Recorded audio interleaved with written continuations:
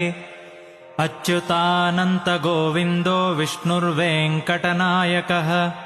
सर्वदेवैकशरणं सर्वदेवैकदैवतम् समस्तदेवकवचं सर्वदेवशिखामणिः इतीदं कीर्तितं यस्य विष्णोरमिततेजसः त्रिकाले यः पठेन्नित्यं पापं तस्य न विद्यते राजद्वारे पठेद्घोरे सङ्ग्रामे रिपुसङ्कटे भूतसर्पपिशाचादिभयं नास्ति कदाचन अपुत्रो लभते पुत्रान् निर्धनो धनवान् भवेत् रोगार्तो मुच्यते रोगात् बद्धो मुच्येत बन्धनात्